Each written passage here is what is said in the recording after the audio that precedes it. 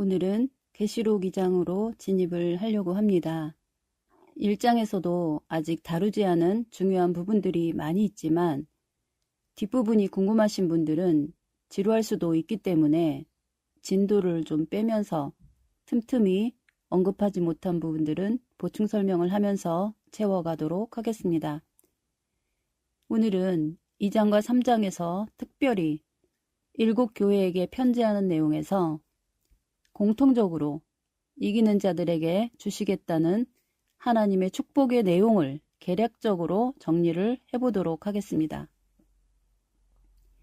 오늘날의 타락한 기독교를 비판할 때 현세 기복적인 물질 축복이나 성공지상주의로 변질되었다고 비판을 하곤 하지만 사실은 이런 비판은 옳은 측면도 있지만 잘못된 측면도 없지 않아 있다고 해야 하겠습니다. 왜냐하면 하나님의 축복에 물질적인 것을 제외할 수는 없기 때문입니다.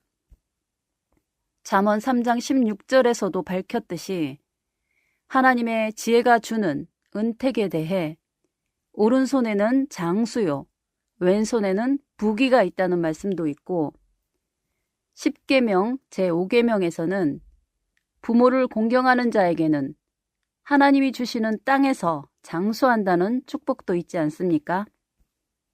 물질적인 축복과 장수의 축복은 하나님의 축복의 두 수레바퀴와 같은 것이기 때문에 결코 무시해서는 안 되는 것들인 것입니다. 다만 그러한 축복의 전제가 되는 것이 시편 1편에서 말씀하신 것과 같이 먼저는 율법을 즐거워하고 그 율법을 주야로 묵상하는 삶이 전제가 돼야 하는데 지금 우리 기독교인들의 정신세계는 주객이 전도된 측면이 강하기 때문에 그런 부분에 대해서는 비판을 받아 마땅하다 하겠습니다.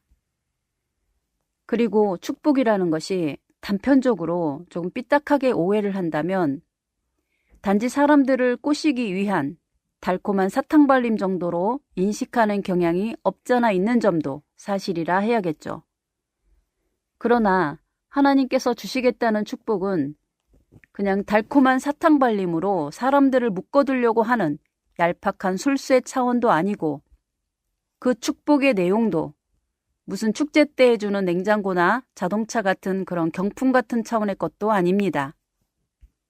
이런 오해들은 하나님께서 주시겠다는 축복의 본질의 무지한 결과라 봐야 하겠습니다. 히브리서 11장 6절에서도 믿음이 없이는 하나님을 기쁘시게 못하는데 하나님이 계시다는 것과 또 하나님을 찾는 자들에게 상 주시는 하나님을 믿는 것이 하나님께서 아주 기뻐하시는 신앙이라고 규정하고 있지 않습니까? 생각해 보세요. 하나님의 뜻대로 잘 산 사람에게 큰 축복을 주겠다고 선포하는데도 어떤 사람들은 지옥 갈 인생을 구원해 주신 것만도 감사한데 상까지 바라고 믿는 것은 아주 염치 없는 짓이라는 식으로 비난하는 사람도 겪어봤습니다만 하나님께서 주시겠다는 상에 대해 그렇게 시큰둥이 한다면 그것은 축복을 약속하시는 하나님을 참으로 민망하게 만드는 행위가 될 것입니다.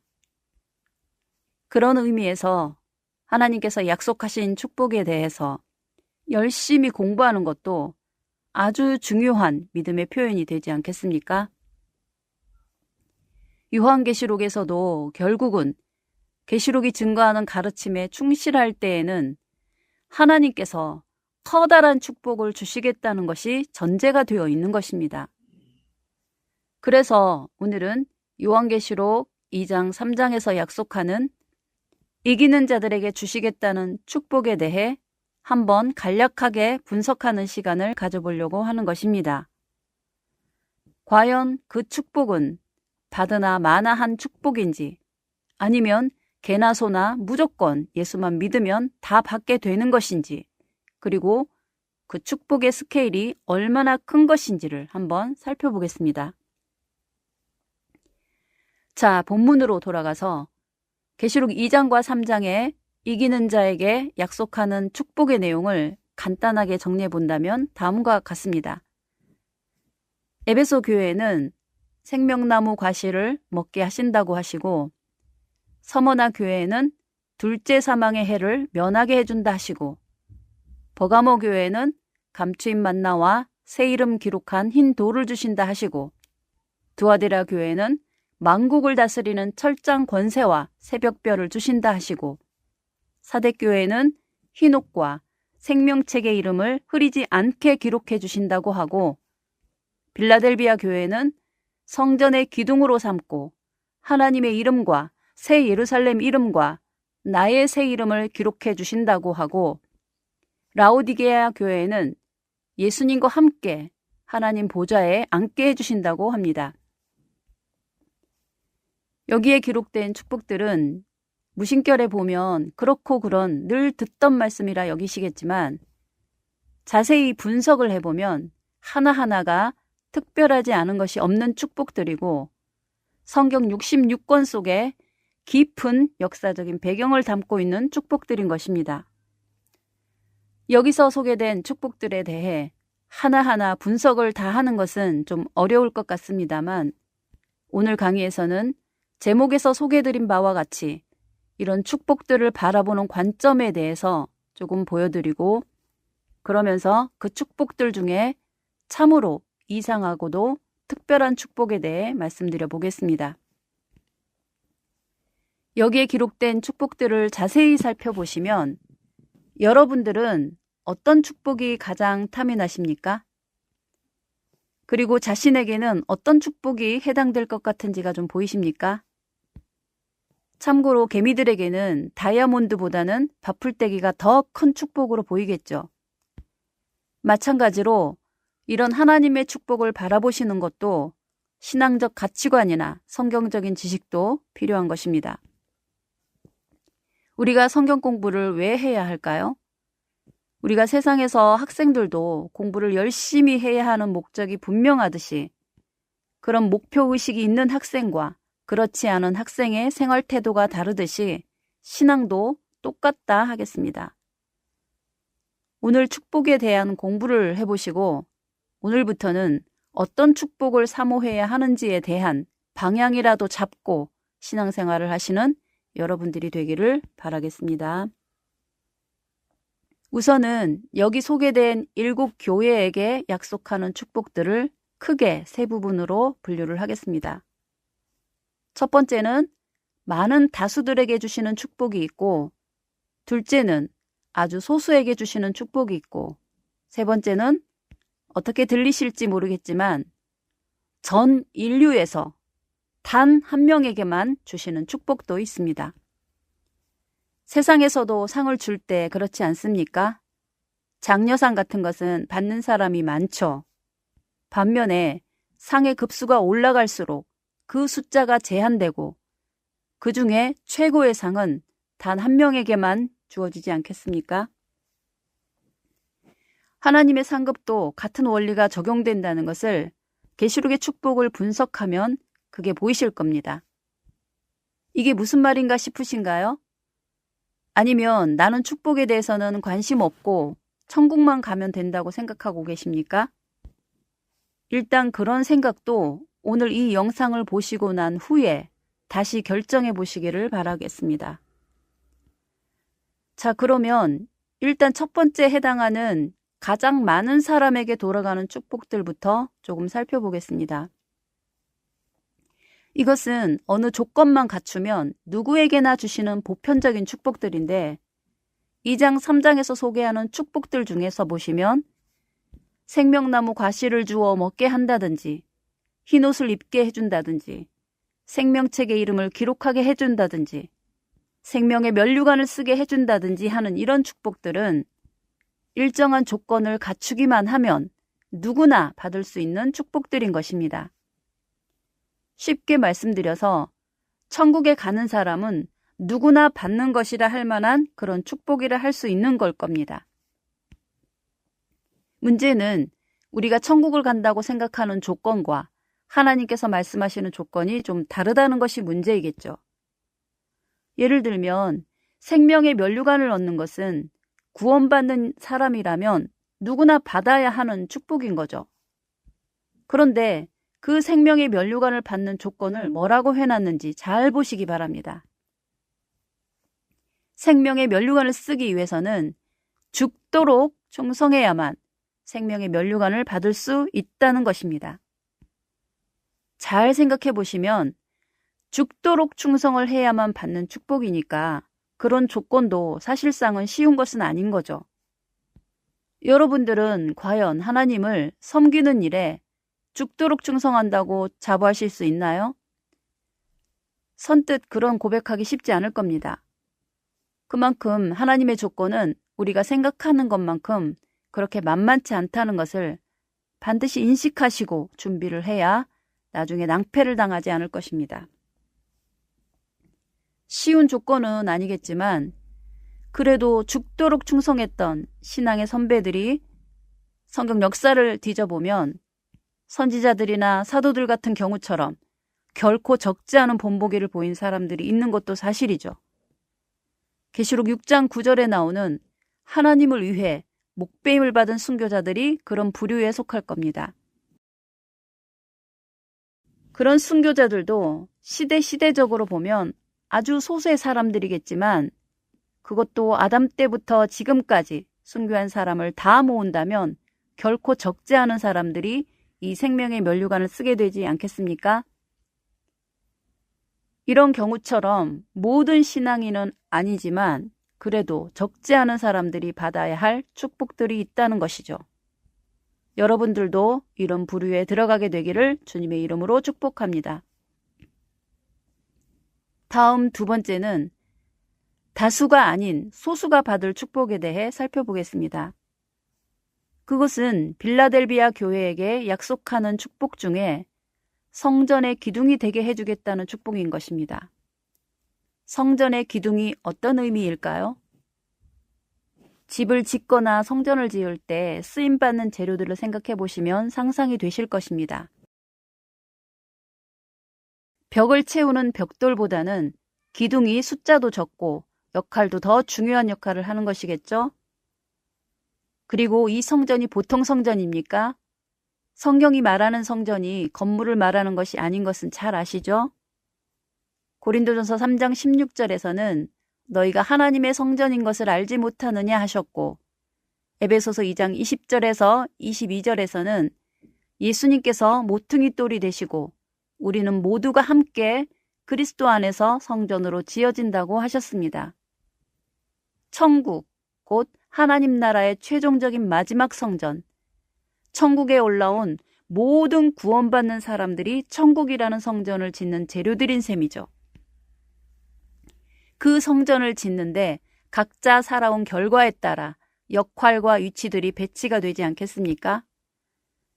거기에서 기둥감으로 인정을 받으신다면 여러분들은 어떠시겠습니까? 분명 성전의 기둥은 벽을 채우는 벽돌이나 마당에 깔리는 자갈들 숫자보다는 훨씬 희소 가치가 높지 않겠습니까?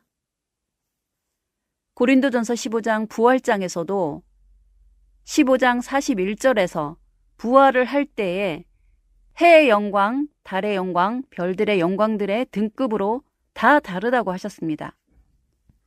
여러분들은 어떤 입장에서 천국의 일원이 되기를 원하십니까?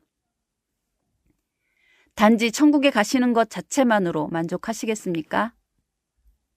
천국에서 마당에 깔리는 자갈이나 부엌에서 쓰이는 부직갱이 같은 역할로 만족하시겠다면 그렇게 하십시오. 저는 적어도 성전의 기둥감으로 인정받을 소망을 가지고 살렵니다. 고린도전서 9장 24절에서 27절에서는 그래서 경기장에서 경기를 하는 것은 상을 바라고 달리는 것이고 달린다고 다 상을 받는 것도 아니고 진정 상을 바라는 자는 모든 것을 절제하고 전심전력을 기울여야 한다고 하신 것 아니겠습니까? 42km 마라톤 코스를 완주를 했는데 중간에서 자기도 모르게 반칙을 해서 실격 처리가 되는 사람도 있다고 그런 상황을 두려워하고 항상 깨어있으라고 경고하는 것이 사도 바울의 가르침이고 성경 정신이 가르치는 것 아닐까요? 여러분들, 하나님께서 주시겠다는 궁극적인 그런 축복에 대해서 공부를 많이 하십시오. 세상에서도 그러하듯이 공부하지 않으면 사람 구실도 못하게 되고 신앙인 노릇은 더 못하게 되는 것입니다. 그래도 여기까지는 잘 집중해서 들어보시면 아주 이해 못할 어려운 것은 없을 것이고 이상하게 여길 만한 것도 없다 하겠습니다. 그런데 진짜 이상하고 특별한 축복을 약속하신 것이 있는데 여러분들 한번 귀 기울여 잘 들어보시고 판단을 내려보시기 바랍니다. 제가 세 번째 축복으로 단 한 명에게 주겠다는 축복도 있다고 말씀을 드렸습니다. 과연 그런 축복이 있을까요? 여러분들도 정신을 집중하시고 깊이 생각해 보시는 기회를 가져보시기를 바라겠습니다. 무슨 내용이길래 그리 뜸을 들이느냐 하시겠지만 저로서는 조심스럽게 다룰 수밖에 없는 내용이라 최대한 조심스럽게 접근할 수밖에 없다는 점을 여러분들이 좀 헤아려 주시기를 바라겠습니다. 자, 이제 그 이상하고 특별한 축복에 대해 말씀드리겠습니다. 7 교회 중에 제일 마지막 교회가 어디죠? 기억이 나십니까? 네, 라오디게아 교회죠. 그 라오디게아 교회 사자에게 약속한 축복이 무엇인지 기억이 나십니까? 네, 이렇게 기록하고 있습니다. 이기는 그에게는 내가 내 보좌에 함께 앉게 하여 주기를 내가 이기고 아버지 보좌에 함께 앉은 것 같이 하리라고 하십니다. 여러분들, 많이 들어보신 분들은 들어보셨겠지만 자세히 분석하며 다시 보시기를 바랍니다. 이것은 단순히 예수 잘 믿으면 천국 보내주겠다는 식의 그런 표현이 아닙니다. 여기서 주목할 것은 이기는 그에게는 예수님께서 친히 자신이 앉으신 보좌에 함께 앉게 해주겠다는 표현입니다. 예수님께서 이를테면 아무개야 이리 와, 정말 애만 있었다, 네가 1등이야 그러시면서 내가 앉은 자리에 같이 앉아보자꾸나 그러시는 겁니다. 그리고 예수님이 앉으신 보좌가 어떤 보좌입니까? 이 기록의 표현대로 하자면 하나님께서 앉으신 하나님의 보좌에 예수님께서 앉으신 것 아닙니까? 하나님의 보좌가 또 어떤 자리입니까? 여러분들 사극 드라마 많이들 보셨죠? 거기에 보시면 왕이 앉는 왕좌를 아무나 앉을 수가 있는 겁니까? 이 자리는 왕세자라도 함부로 접근할 수 없는 자리이고 장난삼아라도 마음대로 앉았다가는 당장 영모죄로 차명을 당할 수 있는 대역죄인이 되는 것 아니겠습니까? 눈에 넣어도 아프지 않을 그런 자식조차도 쉽게 접근할 수 없는 자리가 바로 그 자리인 거죠. 그런데 하나님의 왕좌라니요. 더군다나 그 자리에는 예수님께서도 십자가의 고난을 감수하시고 보라 내가 세상을 이기었노라 하고 선포하시고야 앉을 수 있는 그런 자리였던 거 아닙니까? 그런 자리가 여러 개 있는 겁니까? 아니죠. 24장로를 위해서는 보좌가 24개가 있었습니다.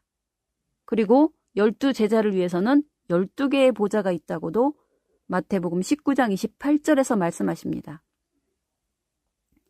그런데 이 우주 만물에 단 한 자리밖에 없는 그 자리에 누군가, 이기는 그 누군가도 예수님처럼 그 자리에 함께 앉게 해주시겠다는 이 축복의 말씀을 어떻게 이해를 해야 할까요? 예수님이야 하나님의 아들이시니 그럴 수 있다고 쳐도 예수님도 아닌 또 다른 누군가가 그 자리에 앉을 수 있다는 이 사실만으로도 엄청난 충격파를 던질 수 있는 그런 큰 뉴스인 것은 저만 가져본 생각인가요? 마태복음 19장 28절에서 예수님께서 제자들을 축복하시기를 나를 위해 모든 것을 버리고 나를 따른 너희 12은 세상이 새롭게 될 때 그때에 나와 함께 12보좌에 앉아 12지파를 심판하는 권세를 가질 거라고 축복하셨습니다. 그렇다면 예수님에게 12제자로 선택된다는 것도 정말 엄청난 일인데, 더구나 하나님의 보좌에 예수님 함께 앉을 사람이 나올 수 있다는 이 사실은 그냥 가벼이 넘길 일은 아니라는 생각이 드는데, 여러분들 생각은 어떻습니까? 또 이 말에 거부감 가질 분들이 있을지 모르겠지만 각자의 신앙관이 있을 거니까 각자 방식대로 믿으시면 되니까 저의 견해에 토를 다실 필요는 없습니다. 그리고 그 축복에 대해 또 한 가지 더 주목할 말씀은 그 보좌는 오직 하나뿐입니다. 그렇지 않겠습니까? 그런데 그 보좌에 원래는 하나님께서 앉아 계셨는데 그 보좌에 예수님께서도 이기시고 함께 앉으셨고, 또 우리들 중에 누군가가 예수님처럼 이기는 신앙을 살게 되면 그 사람도 그 보좌에 함께 앉게 된다는 것입니다. 다시 말하면 보좌는 하나인데 앉으신 분은 하나님과 예수님, 그리고 또 이기는 그 특정한 사람, 이렇게 세 분이 동일한 권위와 영광을 누리는 위치에 선다는 것이 되는 거죠. 그러니 이 축복은 너무너무 이상하고도 특별한 축복이라는 것입니다.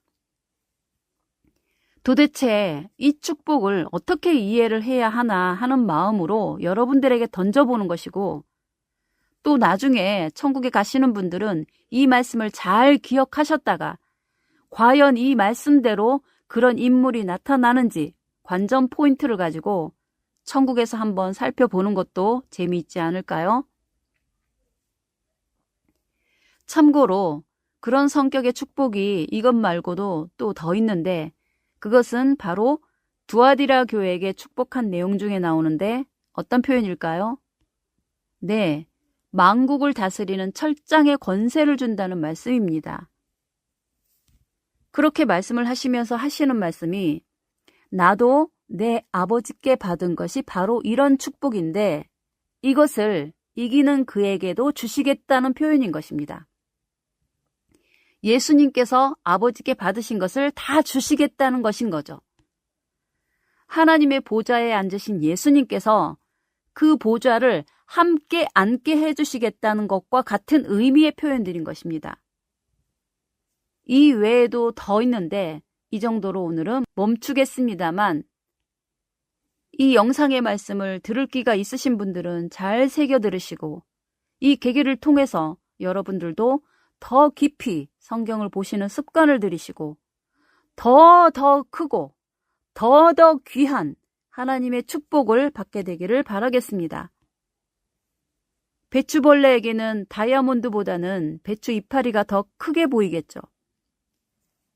우리 역시 성경을 바르게 알지 못하면 뭐가 귀하고 뭐가 더 큰 건지도 구분하지 못한 채 한낱 썩어지고 버려질 것을 위해 죽고 못 사는 그런 어리석은 삶이 되고 말 것입니다. 이런 차원의 축복을 걸고 계시록의 역사가 진행되는데 무식한 사람들이 가볍게 사사로이 계시록을 다룬다는 것이 얼마나 참남되고 망령된 짓거리인지를 알고 처신을 해야 할 것입니다.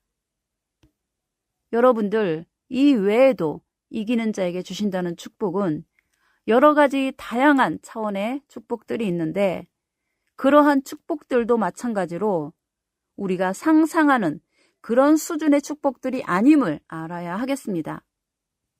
시간이 되면 낱낱이 말씀드릴 기회가 있기를 바라겠지만, 결코 동네 축제에서 주는 자동차 한 대, 아파트 한 채 같은 그런 경품 같은 축복도 아니고 어디 로또를 당첨해서 받을 그런 수준의 축복이 아님을 명심하시기 바랍니다. 하나님의 스케일을 보시고서 비교할 걸 비교하시기 바랍니다. 말씀을 마무리하겠습니다. 하나님의 말씀을 경홀히 여기는 사람이 받을 복은 없습니다. 그런 사람은 오히려 하나님의 말씀을 무시한 처참한 대가만 있을 뿐입니다. 오늘을 아무 일 없이 지낸다고 다 평안한 것이 아닙니다. 사울 왕은 다윗에게 왕위를 넘겨주도록 저주를 받고도 40년을 왕노릇했습니다. 사울은 그 40년 동안 왕위를 지키면서 속으로는 하나님 저주도 소용이 없네 그러면서 무시했겠죠. 오늘의 평안에 여러분들 스스로가 속지 않기를 바랍니다. 하나님의 말씀은 하나님의 입에서 한번 떨어지면 그것으로 끝장을 보시는 분이십니다. 여러분들의 마음을 항상 하나님 앞에서 말씀 앞에서 낮추시고 말씀을 사모하고 말씀에 두려워 떠는 마음을 가지고 말씀 앞에 항상 진실하게 임하는 삶이 몸에 배게 되도록 노력하시기 바랍니다. 계시록의 말씀은 결코 알아도 좋고 몰라도 좋은 그런 가벼운 잡담 같은 말씀이 아닙니다. 이제 우리 시대는 모든 계시록을 비롯한 66권의 성경 속에 기록된 모든 예언을 이루고 완성하시는 시대에 와 있다는 것을 다시 한번 생각해 보시기를 바라면서 말씀을 마치도록 하겠습니다. 감사합니다.